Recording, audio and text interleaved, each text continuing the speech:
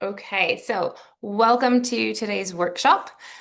We are doing the Reclaim Your Strength, Energy, and Confidence brought to you by the Perimenopause Project today.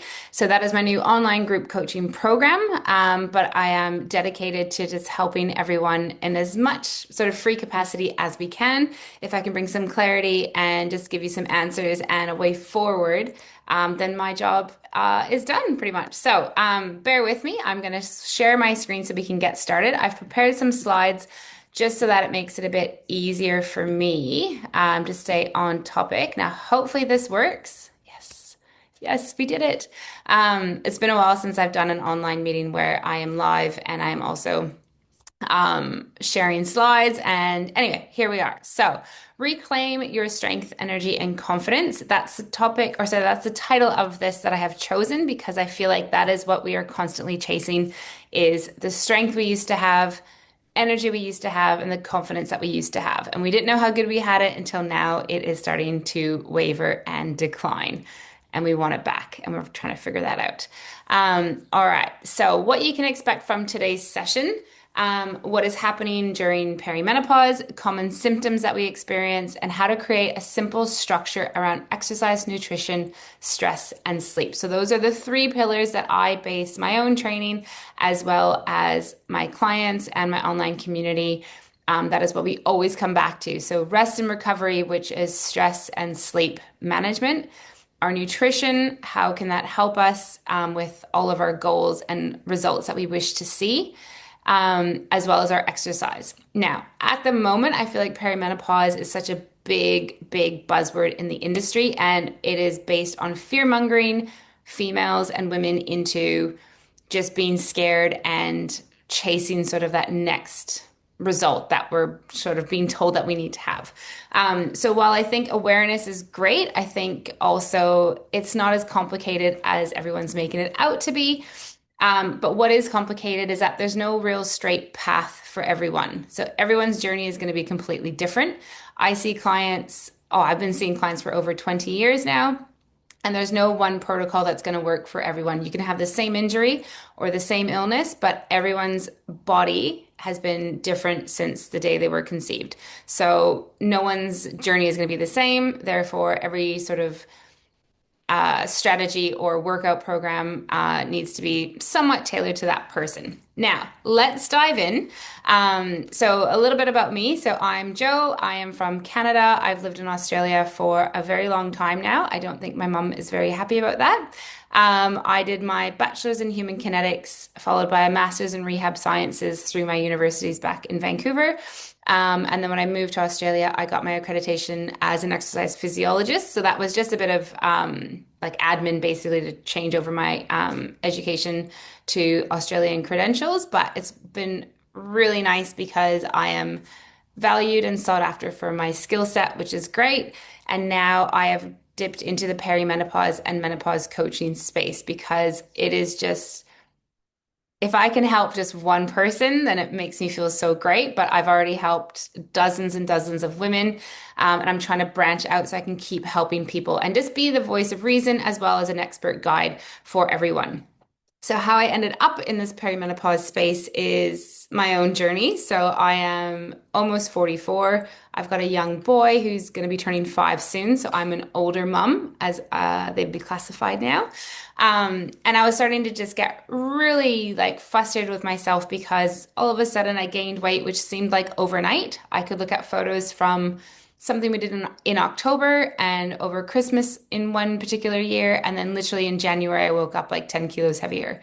So I didn't change all that much. And I was thinking, well, why is all of this different now? Why is it not working? Why is me going for a run just such an effort? I've never been a strong runner, but it was never that hard. And, I'm still exercising, I'm still training, but I'm gaining weight and I'm feeling shit about myself, to be honest. And then reflecting on most of my clients, women that were hitting sort of the late 30s, early 40s, early 50s, we were all sort of complaining, I guess, about the same things. Like, it seems like these symptoms appeared overnight, or we're doing the same thing, but it's just not working anymore, or I'm doing the same thing, but now I'm gaining weight. Now I'm feeling lethargic.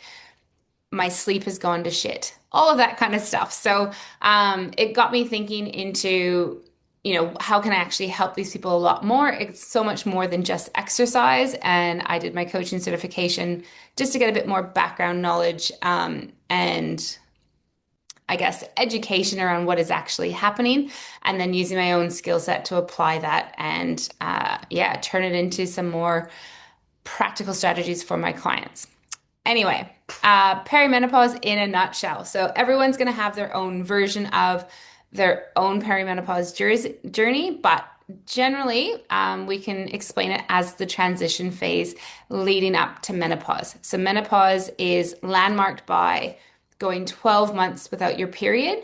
But then if you get your period again, you kind of start the clock back to day one. So you can go 11 months without a period and then get a period once or twice and then finish it again. So menopause itself is just like one sort of defined moment. You're either pre or post menopause. So the pre-menopause phase can be 5 to 15 years long.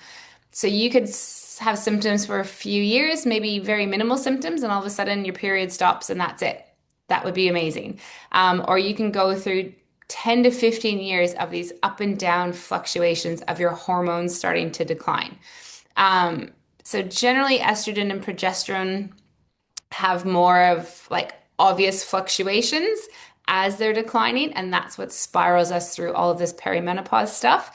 Testosterone has generally, again, everyone's different, but testosterone has more of a general decline, or sorry, gradual decline over time. But progesterone and estrogen are the ones that kind of go up, down, up, down, up, down as they're declining. So it's those fluctuations that just really mess us up, really. So when you think about it, this is a graph that I found in my textbook for my coaching program.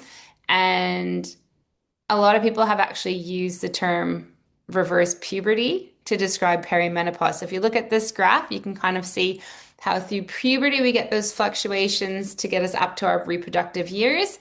And then we're there for about 10, 20 years, or sorry, probably 20, 30 years, and then that decline on the way back down.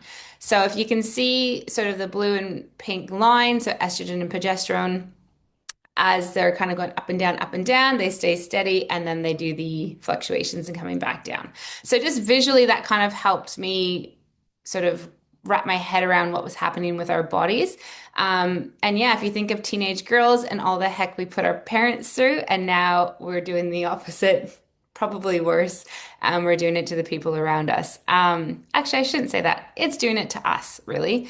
But the people around us are probably noticing things, yeah, that never used to bother us are really bothering us. So we can blame all of these fluctuations. Now, another graph that I found quite helpful is just showing you how when we're sort of in our late 30s and 40s, the hormones doing that massive fluctuation, it's unpredictable. Which way is it going to go?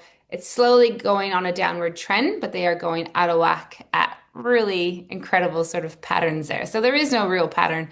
It's kind of whatever they want. And then the orange line is your testosterone that just kind of declines a bit more steadily. Maybe a bit more predictable, but again, if you have progesterone and estrogen that are doing their own thing and they're going crazy, the effects of testosterone might not be what they used to be as well in our body. All right, so a couple of visuals there for you. So the key points of perimenopause is the first and foremost is those hormone fluctuations and the gradual decline. Now, this is probably what surprised me the most is that look at all of these symptoms, and there's probably much more than this, but all of these symptoms can be affiliated with perimenopause. And remember, perimenopause isn't like 1 year. We're talking like it can be 5 years, it can be 3 years, it can be 15 years. So we go through a very long phase of all of this bullshit, basically. So hot flashes, hot flushes, night sweats, cold sweats. So you might get really hot and then really cold. And then sleep disorders because of the said sort of night sweats and hot flushes that can disrupt your sleep. Mood swings, irritability, dryness, low libido, fatigue. So for me, the fatigue is like inexplicable. I've had coffee, I've had a good night's sleep, but I cannot get my energy back. So things that used to work, definitely not working anymore. Weight gain, muscle tension, anxiety, depression, joint pain, memory loss, and then the list goes on and on and on. So some of the symptoms are really weird, but then if you were to join a Facebook group or just Google it, if you were to Google that symptom with perimenopause, you'd probably find a million women that have the exact same experience. So itchy skin, so burning tongue, tingling extremities. So all of these factors they're not pleasant, but they can be traced back to those hormone fluctuations. And now, when those hormones aren't doing what they're supposed to be doing, your body is just all frazzled and going ballistic on you, basically. So, there are so many symptoms. And I hope that if you are experiencing some of them, maybe your mom used to complain about them, or you've got a friend that's complaining about them. They're not crazy. They're not losing their mind. They're actually things that can happen, and they make perfect sense when you think about it. So, yay for us. I love this. I can't wait to go through all of this. I'm experiencing some of these, but I'm hoping that with what I'm doing, I can keep some of this at bay. Another key point with perimenopause, and again, my trade is an exercise physiologist. I deal with muscles, musculoskeletal exercise workouts. Like I've been doing this for 24 years now, is muscle mass declining. Now, we do lose muscle mass as we get older. This is not caused by perimenopause. As we get older, we've got a certain percentage of muscle mass that declines every year. Our metabolism declines every year. Now, does this decline because we just stop being as active as we used to, or is it physiologically harder for us to gain muscle? And the answer would be both. So what we want to do is try to maintain our strength workouts, maintain our protein intake, and try to preserve as much muscle mass as possible. Now, if you are in your 30s, or if you know someone who is in their 30s and they're thinking, oh, I'm not perimenopausal, this stuff doesn't pertain to me. Well, what you want to do in your 20s and 30s is stack on as much muscle mass as you can so that when you get into your 40s and 50s and it starts to decline, you've got more in your tank. So don't wait until it's too late. However, I also don't want that to scare you, because if you haven't been strength training or you feel like you don't have muscle mass, you can still get it and you can still make progress. But if you can go back to the 25 and 30-year-old version of yourself, I would highly, highly recommend that you prioritize putting on as much muscle mass as possible. It gets harder to maintain it and harder to put it on as we get older, as well as our bone mass. So you don't want to be losing it if you don't have much to lose, if that makes sense. Whereas if you've got a lot more, you've got strong bones and strong muscles, and then we start to lose a little bit of it, you've still got more than if you hadn't sort of stacked your body. Now, I'm not saying to go become a bodybuilder and to be twice the size that you are now, but muscle is quite dense. It's not a very big tissue. So if you start putting on muscle mass, you're not actually going to be growing in size all that much. To physically grow in size due to your muscle mass, you'd have to be on a very high calorie diet and train very, very intensely. So it's not sort of that extreme, but you do want to be making those efforts. Now, with the decline in muscle mass comes an increase in body fat. So when we're not burning as much calories because of our metabolism declines because the muscle mass has declined, we're going to start storing more fat. And that's, it is what it is, but I know that that can be quite upsetting. And that is also another big reason why over, let's say from the ages of 45 to 50, you maybe have not changed so much in your diet or your exercise, but what's happened is your metabolism has dropped enough that you're slowly starting to increase your body weight and increase your body fat. So that's where we want to try to maintain that balance to help reduce that from happening. With less muscle mass comes an increase in joint pain and stiffness because you've got less support over all of that. Now, I know this sounds a bit scary and people are probably like, oh my God, we are completely doomed.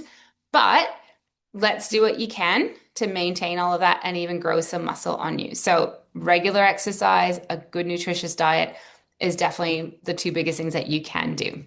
All right, so another key point of our perimenopause journey is that, and this is something that I see all the time with my clients, and this is actually one of the bigger reasons why I got into first in the pre and postnatal space, but now in the perimenopause space, is pelvic floor symptoms worsening. So I recently had a client who is in her late 70s and has developed prolapse. And she's stunned because she's like, my kids are in their 40s. I've never had it before. And I've got this prolapse happening and I'm terrified. And what can happen is as we get older, and this is just age related, but then also estrogen related, is that with estrogen, we lose our elasticity, our ability, our muscles' contractility. So there's strength in their contractions, and the tissues begin to thin. So with all of that comes a decrease in strength. And this is especially true with your pelvic floor. So your pelvic floor is muscle tissue. But now if that's getting thinner and weaker and we're not strong enough to hold those muscles in, they're going to sag. And then what happens is our pelvic floor symptoms either reappear or they start. So you might not have had any pelvic floor sort of symptoms or issues in your past, but as we get older, it starts to happen. So incontinence, that's why there's incontinence pads and diapers for old people. We're going to be one of them soon, but if we can do what we can now to gain that strength and gain that nervous system ability to contract and work those muscles, again, we want to be decreasing all of these symptoms and delaying them as long as we can. So, yes, it definitely plays a big role. With my personal experience, I ended up having prolapse after my labor with my little one, and I freaked right out because I had no idea what it was. I didn't realize that that's what it felt like. And I'm able to manage those symptoms. It's not completely gone, but I would say 80% of the time, I don't have any symptoms. My pelvic floor, the prolapse symptoms reappear when I'm really stressed or upset or emotional. If I've had like illness, so if I've been sick and I've been coughing, coughing and sneezing are horrendous on your pelvic floor muscles. So a lot of times I've had clients saying, oh, I've had a cough for 2 weeks and oh my God, my symptoms are just as bad as they were 5 years ago. Now we are able to sort of get them back to where they were. But yeah, so thinning muscles and the increase of our loss of strength play a huge role. Now, if you've ever had pelvic floor symptoms, so whether that's prolapse, incontinence, or anything like that, it can be really debilitating to your mental health. So a lot of clients wee themselves all the time. They might, laugh at a joke and leak. So it can be really, really confronting and just upsetting overall. And then it has that sort of negative effect with a lot of areas in our life. So whether that's just embarrassment and just not being able to, either go out with friends or exercise without that panic, but also it can feel really isolating. So we want to make sure that we're doing what we can. Now, I'm off on a tangent now, so let's go on to the next one. And the biggest one for me lately has been energy fluctuations. So with my own journey, as well as with clients and people that I meet in the online space. So feeling really tired, which obviously sounds obvious with your energy, but getting kind of like bigger crashes. So not so much just a bit of a lull in the afternoon, but like a big fatigue that you just can't recover from. The mental load. So our minds are going a million miles a minute. So we're managing our house, our pets, our kids, sometimes family members, and taking on their load as well, or people come to you for all of their needs. So decision fatigue as well. So how many lunch boxes do you need to make tomorrow? How much milk is in the fridge at home? What are we going to do for dinner? This week in Perth, we're expecting a very big storm this weekend. So I was like, we need to mow the lawns, clear the gutters, do all that stuff. Try to get it done before the rain comes. The 3 p.m. crash is one thing, but when you've got absolutely no energy left and you have no way to have that pick me up, it can be quite, what's the word? Not debilitating, but just really like something that you dread all the time. And then that can lead to depression and anxiety because you just have no energy to get through the everyday stuff.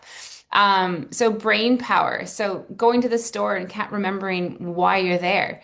And then getting home and realizing that you had a list in your pocket the whole time.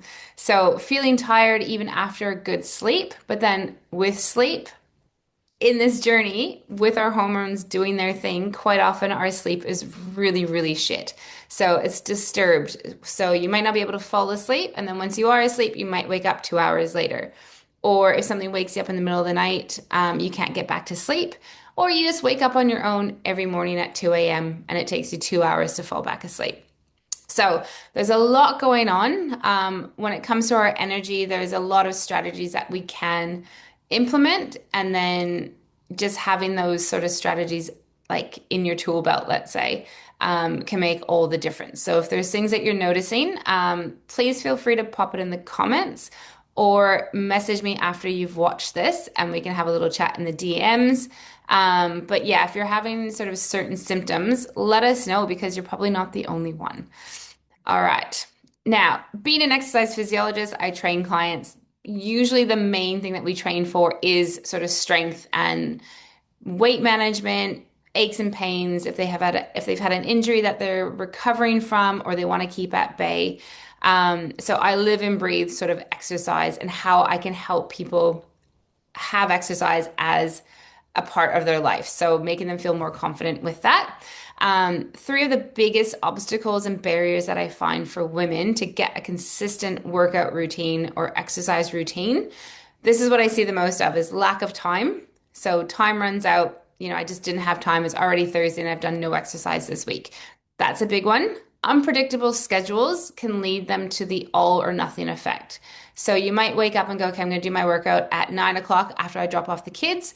And then before you know it, you drop off the kids, you get home, there's been, something needs to get cleaned up, or the grocery order gets delivered and you pack that away and then you decide, okay, I'm going to get some food prepping done. And before you know it, you're picking up the kids from school. So unpredictable schedules, or your kids are homesick from school, or you're sick and you just didn't get it done. And then the overwhelm of just not knowing what to do. So I'm noticing in the social media space at the moment, there is so much sort of fear mongering is the best way to put it. So don't do this. You have to do that. You have to do jump training. You have to train harder, lift heavier, do more, do less, do yoga, don't do yoga. There is so much crap out there that people are forgetting the basics. So always bring it back to basics and then build it from there. So as a person who works mostly one-on-one with people, it's easier to say, okay, this is what you're currently doing. This is what we can tweak, and help them through that journey. I get to know my clients quite well. But if you're not sure what to do and you haven't done it before, it can be a really scary place to start, especially if you don't have a coach in your corner. The other thing to consider with all of these obstacles that I've just listed is consider this phase of life and what comes with it. So if you're in the perimenopausal phase or transition, so anywhere from, let's say, 35 to 55 in that age bracket, you might have teenage kids. I've got a little one, so he's going to be 5 soon. That could be why I'm very tired and why I'm not sleeping very well and why my sleep is different because I've always got one ear open now.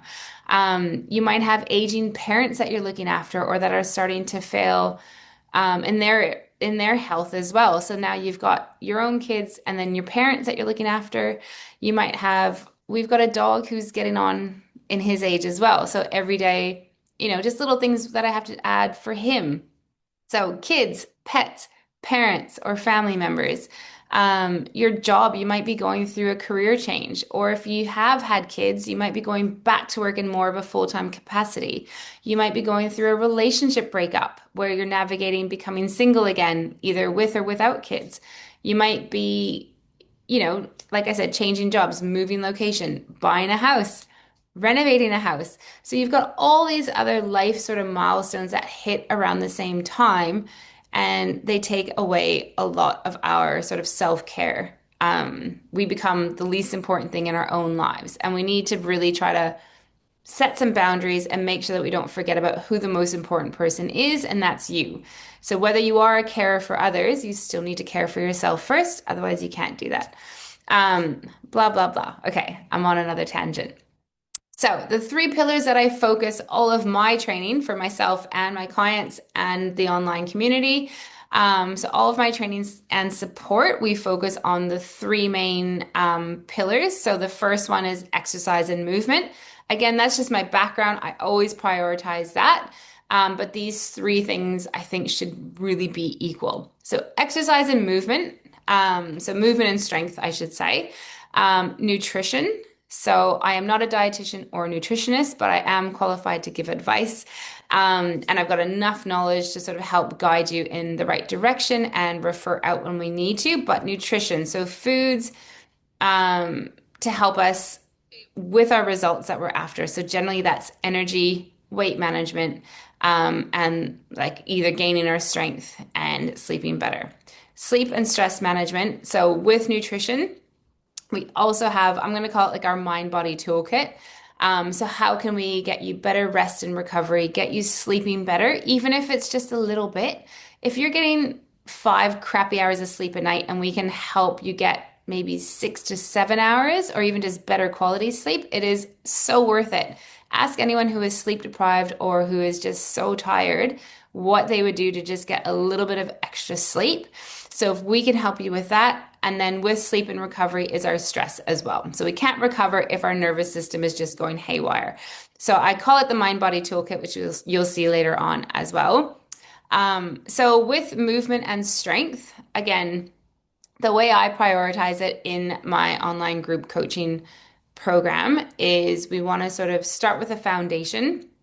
A lot of people that come to me are either in the beginner phase where they haven't exercised, they haven't exercised in a long time, or they're just brand new to it and they want to get started. You're not just going to jump up into some gym program that is a little bit more intermediate or advanced. Okay. That is just a recipe for injury and for you just jumping off that bandwagon. So we want to start with strength foundations, easier workouts and movements to help build up your strength and confidence so that you can progress to the heavier and more intense workouts. Now, once you start exercising on a structured program, something that's nice and simple, naturally, and I've seen this with everyone, is you start wanting to do a bit more. So some people are like, nope, easy, better. I want to stay at this level, but guaranteed once they get to that level and they start feeling how they've improved, they just naturally start to want more. So we don't want to go ahead too soon. We do want to have the principles of progressive overload. So you want to build your strength, but then you do need to keep challenging your body. But we can do that in a nice, simple, and subtle way so that you're not shocking your system and falling off the wagon. So my goal is to keep everyone wanting a little bit more on your own terms to help keep you consistent. And then, so with our strength, we also tie in mobility. So range of motion through our joints, that we are strong through all joint ranges.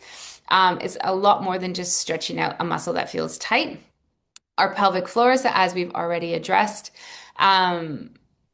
we incorporate that into all of our workouts so that you're not thinking, I've got to do 8 different components. How am I going to put that all together? I sort of mix it into your workout. So you've done a little bit of everything.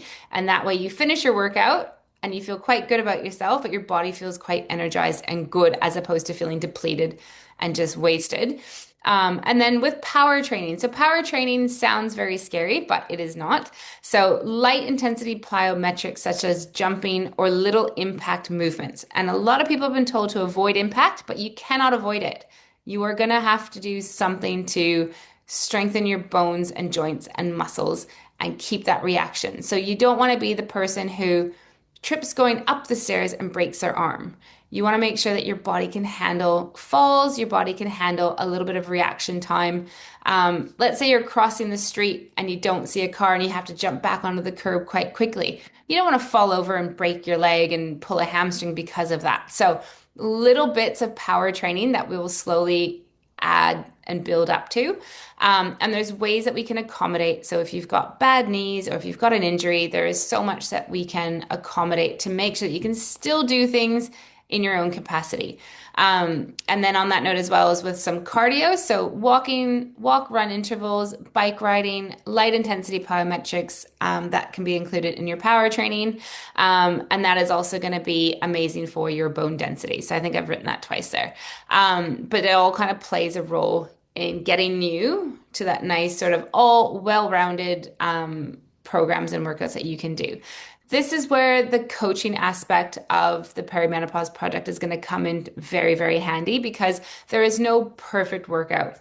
You can't just join a program and think, oh, I'm doing this program, it is the best. It might not be the best for you. It might be great, but there might be components of it that you're going to need to tweak. So with the Perimenopause Project, I sort of start off assuming everyone is a beginner, if you already have a workout program, this is where the coaching is going to come in so handy because I can work with you with your current program and show you how to add to it or tweak some things or what else you can pair with it to maximize your results. So if you are already quite strong and quite fit, that is fine. That is where you've got weekly access to me on a daily basis to say, oh, this is what I'm going to plan for this week. What would you change or what can I add in? And we can kind of tweak it from there. I can work with you with your current program. But also, if you are experiencing either a pain symptom or you've got an injury, that's when we can discuss, okay, well, during this workout, instead of doing this exercise, change it to that, or try it this way instead and let me know how you go. Or I can give you some alternatives and some equipment recommendations to help you through a certain period. So if you've got an injury or something that you're recovering from, or just if you're just scared about doing some of the movements, we can give you the alternatives. So I am there to help you through it. And a lot of the times, like I said before, the workouts, I think all the workouts that are in the program are great, but they're not going to be perfect for everyone. So that's where we can kind of tweak things and adapt as you go. All right, so the second pillar is nutrition. So when you think about nutrition, people think weight loss and eating less and calorie counting. So the way I approach nutrition is getting a base of what someone is currently experiencing. So whether they are maintaining their weight and they maybe want to lose a few kilos, or whether they are maintaining their weight but they want to add muscle mass, we want to maximize your energy, boost your overall nutrition intake, improve your digestion. So believe it or not, digestion is a huge problem for a lot of people. So guaranteed, if you've just been on a girls' weekend or a girls' night out, someone's going to talk about farting, bloating, pooping, constipation, and just different foods that they can't eat because of all the symptoms they're experiencing. So I'm just going to put it out there. You've probably talked about poop before with your friends. That is fine. The more we talk about it, the better. But digestion is such a big problem for so many people. So let's work on trying to help you out with it. And like I said, I'm not a dietitian or a nutritionist by trade, but I have enough knowledge to help guide you through these phases and refer you on to other resources or professionals if we need to. So with that, also improving your body composition to feel more comfortable in your body. So I'd like to consider myself an anti-diet coach. I don't want to focus on your weight, your measurements, before and after photos.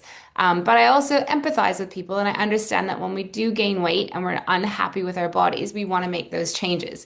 So I try to take a very sensitive approach to it. I use my own journey as a bit of a guideline as well. I've always been sort of what I'm going to call the fat trainer. So I've always been the bigger person on a list of trainers at a gym. I've also been really healthy and very strong and fairly fit and the busiest trainer in every gym that I have worked at. So I will say that unapologetically, I'm pretty good at my job. But I also carry a higher body fat percentage than most people in my profession. So that alone has its own sort of stigmas with it. But I also want to make sure that I'm not telling people or helping enable them into thinking that, their bodies are crap because they have a bit more fat on them. But I understand that it's upsetting and that people want to lose body fat. I just want to help you do it in a very sort of realistic and stable manner. So when it comes to improving our body composition, it is an individual approach.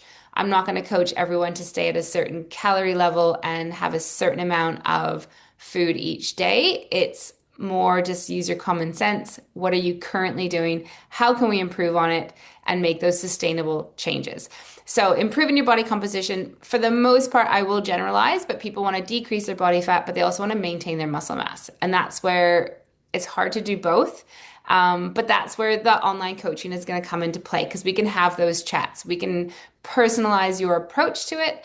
We can help send you in the right direction with your protein and your fiber intake without counting calories, but also making sure that we're not eating too many calories, if that makes sense. So you don't have to use apps to track everything, but there's a lot of ways that we can just maintain sort of healthy eating patterns and then just help you through what obstacles and issues you are currently having and that you've had in the past. All right. So as I mentioned before, the mind-body support. So I like to refer to it as the mind-body toolkit. So our energy fluctuations, that's going to affect sort of our stress and our anxiety levels throughout the day. It can be quite exhausting to be having all of these stressors as well.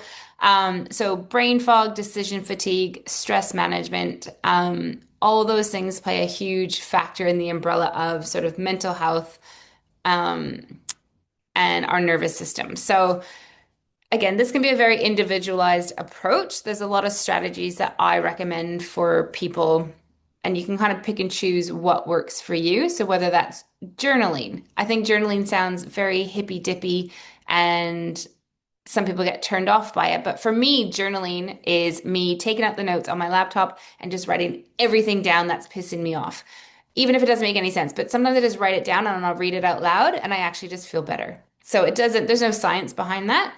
But just writing it out sometimes just helps me think about it. And then I can kind of eliminate things that just don't bother me anymore. Or if I've got a million things that I need to get done this week, I just write a huge list. And then I can categorize that list into different days of the week and topics or subjects. And it just helps me go, oh, well, my mental clutter now feels like an organized shoe closet.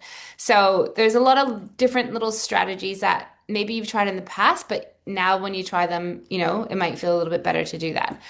Stress management is difficult if you're not willing to let go of some things. So for myself, I take all the responsibilities around the house, my little one, my partner's schedule, my schedule, the dog, the yard, all of that stuff. I actually don't have to do all of that, but that's just in my personality and that's what I've been doing. But now it's pretty much taken me to breaking point and I just can't do it.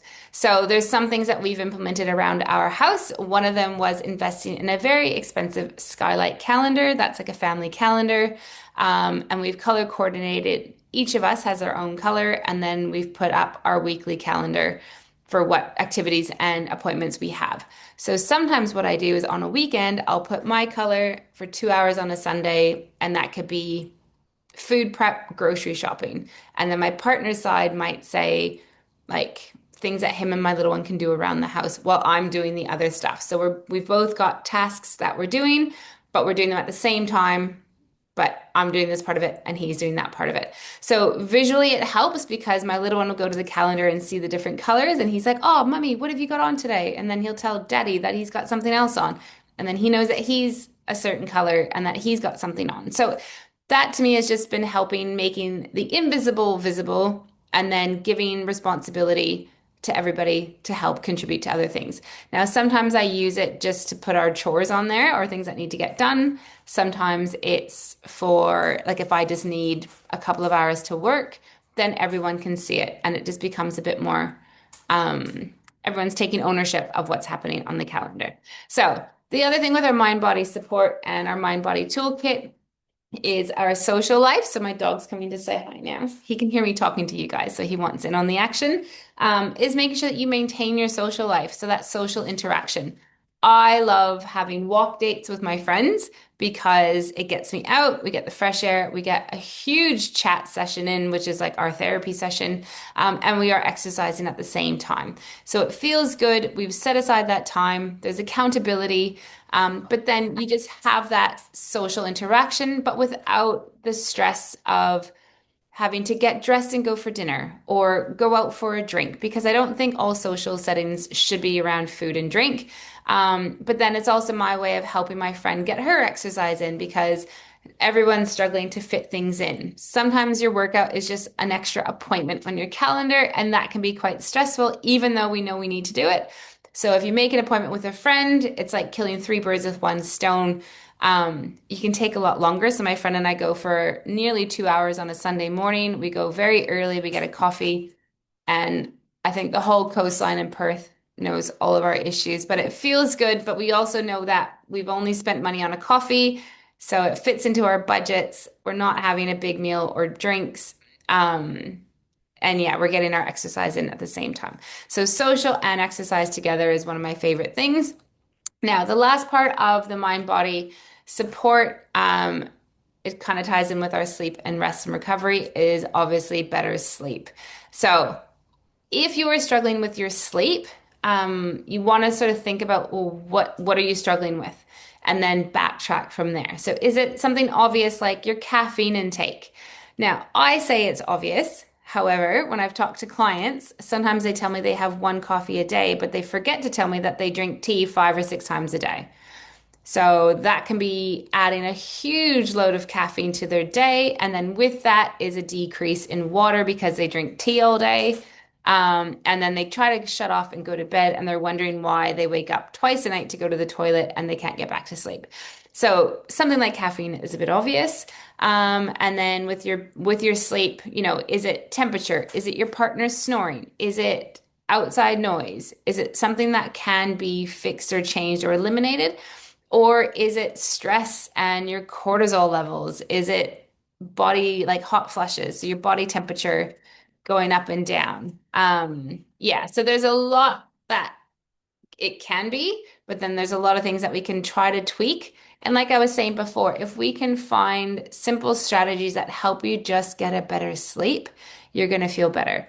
I saw a post the other day with an influencer on Instagram who I followed, and she was just saying how she co-sleeps with her kids and she doesn't care what anybody else says because for them, she's happy to do it, which is the main thing.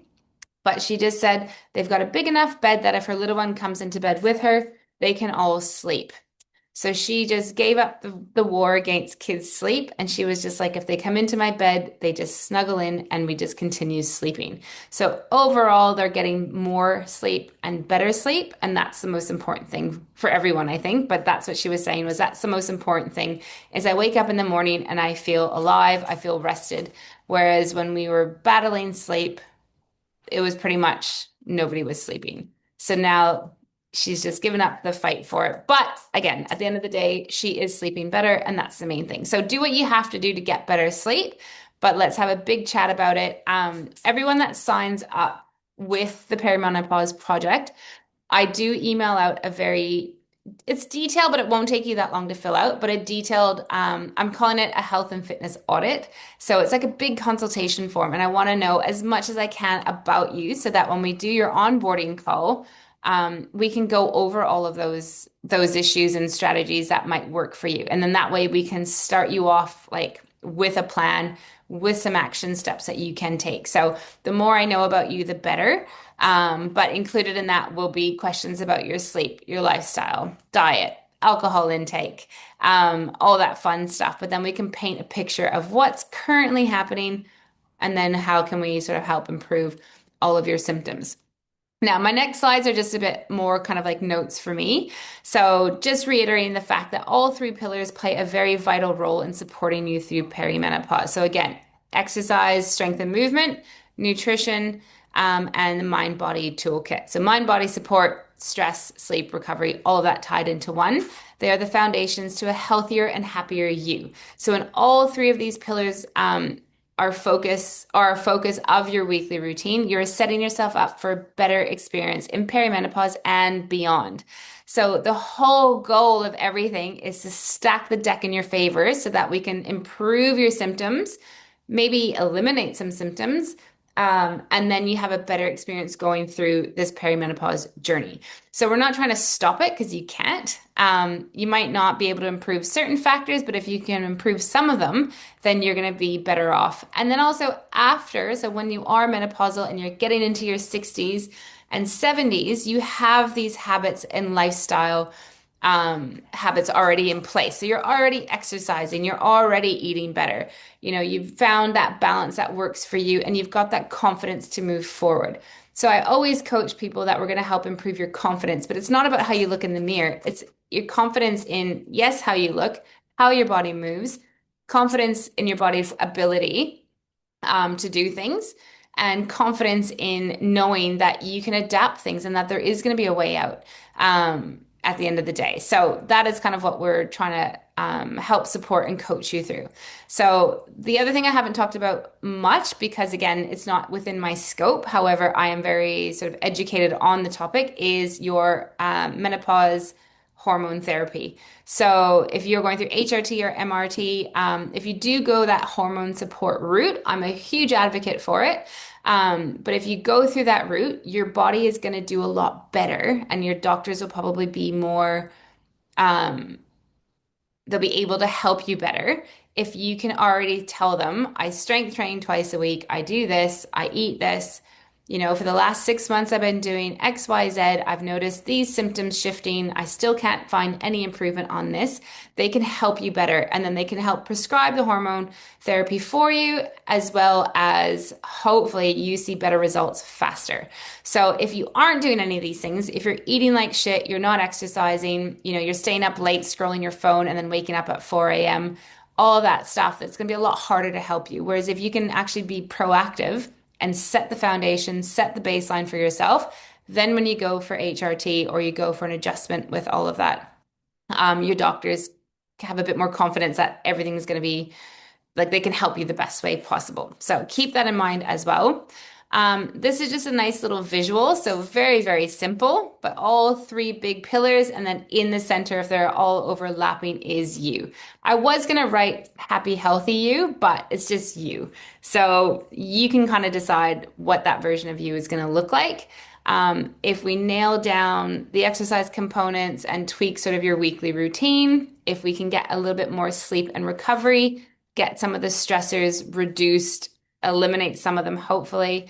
And then also with your eating and nutrition, so boosting your protein and fiber, helping you maintain or improve your body composition and your body weight, things like that. And then improve that energy. Like you are going to be thriving. So the key to all of that is making sure that you've got really good guidance. And that's where I'm going to come in. So with the Perimenopause Project, it is in its infancy. I've been working on this for over a year, but this is my jam. This is what I do with clients. I've been doing it for over 20 years. I started off training clients when I was in my second year at university. So we actually had a program called Changing Aging, and it was for over 55s, which is not old, by the way. But that really got me into wanting to do this more and more because seeing people that were, I'm not going to say old, but seeing adults that were getting older and how important their bodies were, we cannot take it for granted. So they were so grateful to have our guidance. We did half an hour of spin class and half an hour of strength training, and they were amazing. They played tennis and golf, multiple times a week. They had grandkids. They would bike to the classes. So some of them were on their bikes for almost an hour to get there. They just loved having strong bodies and being confident in their abilities to go forward.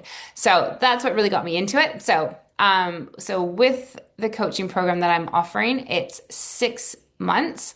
You get weekly support. So within that 6 months, you're going to get weekday availability from me. So messaging and emails is probably the best way. But that way you can wake up in the morning and say, oh, everything's feeling crap. I wanted to do this workout. What would you recommend that I can do? And I can get back to you that day and help you sort of maybe adjust your week as well. So it's 6 months access. You get a 12-week strength foundations program to start with. And that is you do it on your own, but you've got workouts where you're following me. So I'm taking you through the whole workout. Everything is between 20 to 45 minutes. 45 is a long one. But yeah, everything is fairly doable and working from home. So the goal that I have for everyone is that it is simple and structured and it's going to get you results. So a few more little details with the exercise and movement components. Again, it's a 12-week foundation to strength workouts, building up your foundation and then trying to get your strength to progress. Build your confidence with consistency, and you do it at your own pace with my videos. So you can just press play and follow along. You don't have to sit there on an app. Everything within that first 12 weeks is equipment free. There might be some small little bits like a chair or a pillow or a ball. And then after the 12 weeks is when we can start progressing you into sort of stronger and more equipment-based workouts, but everything is meant to do from home. So you have me as your daily anchor and the community as your support and accountability. So it is group coaching, but like I said, this is just the beginning of it. I am just starting out with getting people into the program. So it is going to be very much a lot of one-on-one time.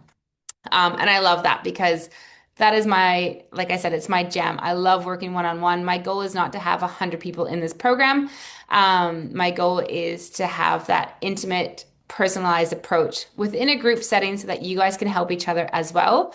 Now, with group coaching, it's not that you're going to be coached with other people necessarily, but we will be in a private Facebook group. So if you're asking a question, someone else might have that same question and they can see the question and responses to that. And then we'll be doing group calls as well. So fortnightly group calls. So that'll be education and just added benefit. I'm also going to throw in some extra workouts for you guys as well. So the nutritional guidance, so the effects of peri on your digestion and body composition and what to eat to improve your symptoms. No calorie counting and no before photos. I don't want to see your before photos because it doesn't matter. Protein, fiber, calories, portion, and macros will play a role in it, but you don't have to sit there and track. I'm going to show you guys how to be able to just eyeball it and know roughly what your targets are. And there's absolutely no shaming. So if you have a bad day and let's say, you ate crap all day, get in touch. I will help you through it. You just get back on track the next day. Yeah, there is no shame in being human. So, and then with the mind body toolkit, as I've already explained, so it's how to decrease stress, improve your sleep, manage the mental load. I'm going to give you guys some weekly calendars and journal prompts to help guide you, and you can use those as you want. You can create your own or use your own as well. And then sleep strategies to help tackle a lot of the sleep issues that we have during perimenopause. So there are some strategies that can help. And like I said, even if we can improve things a little bit, how good is that going to be? So don't think about sort of a dollar amount and sort of what you're getting for it. Imagine if you can improve things 10%, 20%. Like how much value is that going to be for you? So, and then just kind of reiterating some points. So, three crucial points to help women progress. Now, I hear a lot of people saying that they're just going to chat GPT their workout. So you can chat GPT yourself through a workout, but it is generic and it is not personalized to you. Even though you think it is not. You're better than that. You are not a robot. So why are you even considering asking a robot for input? Hiring an expert such as myself is going to help you with all the little questions, the big questions, and everything in between. I'll get to know you. I am a very sort of emotional connection type of person, so I don't just take people on and then forget about them. I do get invested in everyone's well-being. So this will help eliminate the headspace of that, or sorry, that all or nothing headspace. So rather than you just not doing something because you're a bit confused, I will help you to make sure that you can still do something so that you're not just going to go, oh, I can't do that this week. My arm hurts. We will help you through it and we'll show you what you can do if you have a week where, you're either not feeling great or you've had a bit of an injury. And then the community. So, like I said before, going for walks with my girlfriends, just training amongst similar stage women is what's going to get you through. It is invaluable to have that feedback from others and have them sort of maybe give you some input. And also just so that you don't feel alone. You don't feel like you're this monster that has this thing happening to them. We're all in this together. And to feel seen and heard and to know others have similar struggles and are still having a lot of wins. So you can be having a shit time, but you can also be having those wins. So even if they're small, even if it's, making better lunch choices or, getting your girlfriend to go meet you for a workout or come over to your house for a workout, like that's a huge win. And she probably really appreciates that as well. And on that note is home workouts. So a lot of people are like, nah, I'm not going to train from home. I don't want to do it. I don't know what to do. And I need to get out of my house and have an appointment. So I find that just crap. So I agree that, yeah, getting out, having a trainer or having a class or something to go meet you keeps the accountability and keeps the consistency. I don't know why my dog is so antsy. Um, yeah, so, but training from home, even if it's once or twice a week, is what is going to boost your results and increase that consistency. So, I've got clients that see me once a week, and that is it. They do nothing in between our sessions. So, we are in a maintenance phase, which is great because it's better than regressing and losing their fitness. But if they did one or two sessions a week at home in between our sessions, their results would skyrocket. So I'm constantly questioning myself why I can't convince them to do this, but it is what it is. Hopefully, yeah, something like this will really resonate with clients similar to that, because only training at a gym or at a class or with a trainer enforces that all or nothing mindset. So if your trainer goes away, what are you going to do? If your trainer is sick or can't make it to work that week, are you just going to do nothing? You need to have the flexibility in your schedule and the mindset to give yourself some grace. There will be weeks where you have no sleep. There will be weeks where maybe something happens and you've got tradies coming to the house, or you're getting your kitchen redone and you can't, leave your house for whatever reason. That is when you're going to have to do your workouts from home. So, yeah, I'm not going to sit here and preach it to you, but you just have to get it done. So you can still see your trainer, you can still go to the gym and do your classes, but I highly, highly recommend that you're doing at least 1 or 2 sessions a week from home. Even if you don't love it, we can, again, with the weekly coaching, we can come up with something that is 20 minutes or 3 exercises that you just keep repeating, or something that you can do while your kid is beside you watching TV, or while you take your dog to the park even. So, but doing those workouts at home is what's going to really set your results apart. So I can't hone that in enough. Now, I'm going to let you guys go. That is enough talking from me. I want you to think about everything that we've said, and please let me know any questions that you have. And then to wrap it up, I am going to send you an email with all the details of the Perimenopause project, because it is my baby and I truly believe in it. And if you are here listening to the end of my presentation, hopefully that means you resonate with a lot of what I have said. I've got a lot of knowledge and love to give, and I am breaking out into the online space because I know that it's going to mean that it's more accessible, and it's going to help women be consistent and just stick to something that is going to work for them. So I will send through all the details. Doors are going to open next week, on April 1st. Up until then, I am offering everyone a free consultation call. So it's not a sales call. There is no pressure. There is no risk.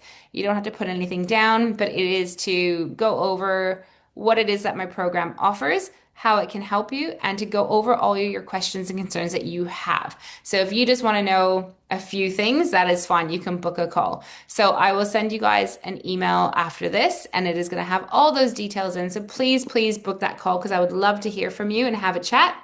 Available sessions will be next week, March 30th, 31st, April 1st, and April 2nd. And I am only offering 6 spots during this intake. I don't want to have a full calendar of new clients coming on. So only 6 spots. And once they are taken, I will cap it off, and then we'll do another intake in a few weeks' time. So if you have any questions, don't be shy. Please let me know, and I will let you guys go. So thank you, and have a good day.